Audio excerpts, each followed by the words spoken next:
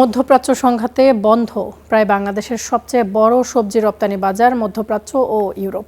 আকাশপথ বন্ধ থাকার কারণে আস্তে আস্তে ইউরোপের বাজার হারাচ্ছে দেশের সবজি রপ্তানিকারকরা। বিশেষজ্ঞরা বলছেন, দ্রুত এর সমাধান না হলে দীর্ঘমেয়াদে এই খাত ক্ষতিগ্রস্ত হতে পারে। লেবু, লাউ, কুমড়া, বেগুনের এই প্রস্তুতি বিদেশ যাত্রার। সবজিগুলোর কোনোটি যাবে ইউরোপের ভোক্তার পাতে, কোনোটি আবার মধ্যপ্রাচ্যে থাকা বাংলাদেশিদের তৃপ্তির ঠেকুর তুলবে।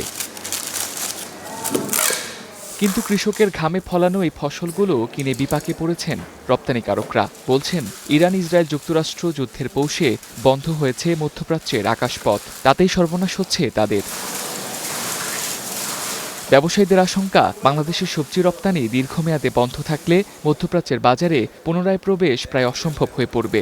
দিনকে দিন আমরা কিন্তু ইউরোপ হারিয়ে ফেলতেছি। ইউরোপে অন্য দেশের মাল কিন্তু ঢুকে যাচ্ছে। আমরা দেনা পেনার দায় জর্জরিত হয়ে থাকবো। আমাদের যে পাওনাগুলো আছে আমরা এগুলো আনতে পারবো না। আমরা ঋণে, এমনি ব্যাংকিং লোনে জর্জরিত, আমরা আরো ঋণগ্রস্ত হবো। আমরা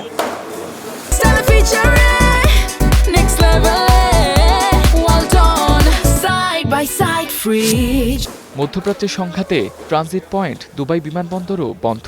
যুক্তরাজ্য, ইতালি আর টরেন্টোতে সরাসরি জাতীয় পতাকাবাহী বিমান চলাচল থাকলেও কার্গো সুবিধা অপ্রতুল।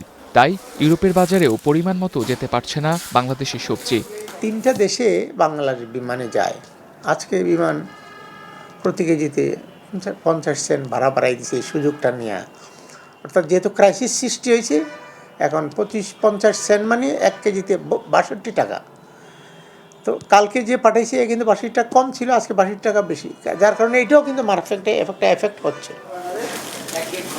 মধ্যপ্রাচ্যের এই সংঘাত দীর্ঘমেয়াদে গড়ালে শুধু রপ্তানি আয় কমবে না, ক্ষতিগ্রস্ত হবেন কৃষক, ব্যবসায়ী সবাই। তাই সবজি রপ্তানিতে বিকল্প বাজার খোঁজার পরামর্শ বিশেষজ্ঞদের। বিকল্প হতে পারে হয়তো মধ্যবাজার না থাকলে আমাদেরকে ইস্টার্ন পার্টে যদি এক্সপোর্টের কোনো সুযোগ থাকে, মালয়েশিয়া, সিঙ্গাপুর, জাপান, সেগুলোকে আমাদের ভবিষ্যতে চেষ্টা করতে হবে। আমাদের এমবিসিতে যে কমার্শিয়াল কাউন্সিল আছে তাদেরও কাজ আছে, কোন বাজারগুলোতে আমাদের কোন কোন সবজির ডিমান্ড থাকতে পারে সেটা আমাদের ব্যবসায়ীদেরকে জানানো। যারা এক্সপোর্টার অ্যাসোসিয়েশন তাদের লিঙ্ক করে তাদেরকে ইনভাইট করে নিয়ে যাওয়া, মার্কেট সার্চ করা।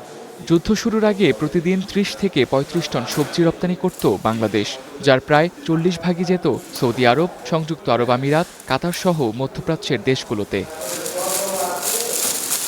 Tamjid Ahmed, star news, Dhaka.